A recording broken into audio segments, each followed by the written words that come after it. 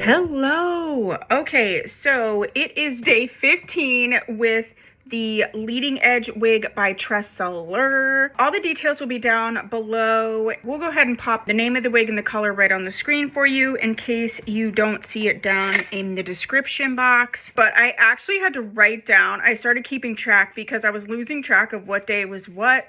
So I wrote it on my little dry erase board. So we are on day 15. I just used the Cool Flow on this wig. She feels pretty good and she looks pretty good, so I'm not going to be doing any reparative things. Let's check in, because we're halfway through, on any like friction damage that I see.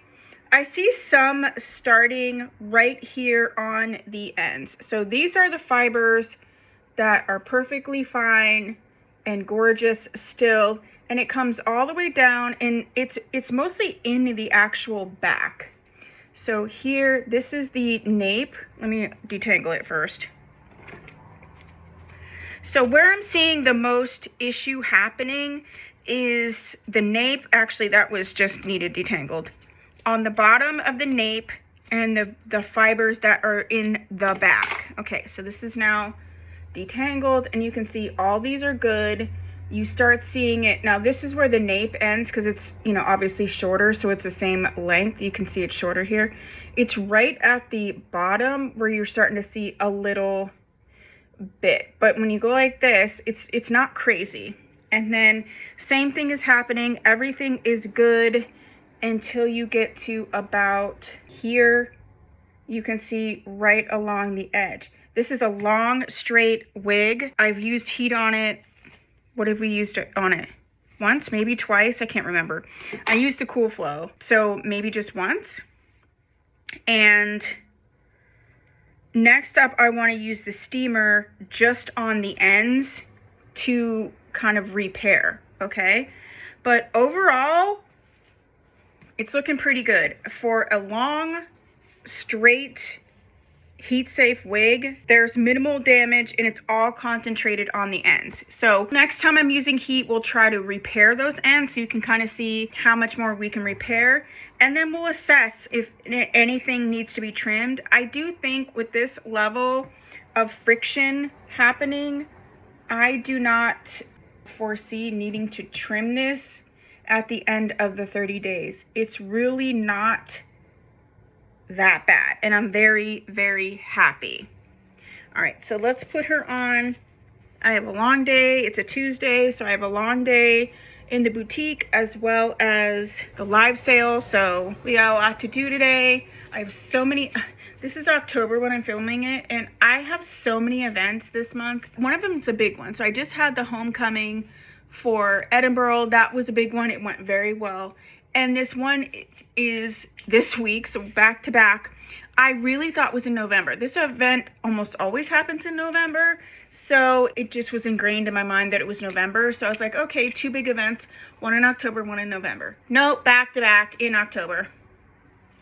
So it's already going to be a long week for me, but this is the time that we do these types of things. It's a holiday time. So as a boutique owner, you just know that this is what it is, right? You're just going to be working a little bit longer hours, and that's just what it is. I always take the last week into the first week of January off. I partially do that because I worked nonprofit and we were always closed during that time, so nobody ever had to work then. So it's just like in my mind to not work at that point. And it's nice because it's like I can kind of reset. I can also finalize my plans for, you know, the next year. I'm going to use a little dual leave-in conditioner just on these ends. And I guess as I'm bringing this forward, it's not these ones that are in the front. This is actually what's sitting behind me. So let's put on some dual leave-in conditioner. I'm literally just going to put it on the ones that need it. So we just got a lot going on, and like I said, as a boutique owner, it kind of is what it is, you know. The one thing I'm noticing though is, like, you know, I'm getting older, and being like 48, and I have ADHD, so I have an excess of energy in general.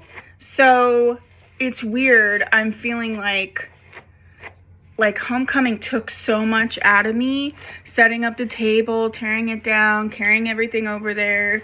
It just, like, I didn't expect it to take so much out of me. So I do think going forward, I need to keep that in mind.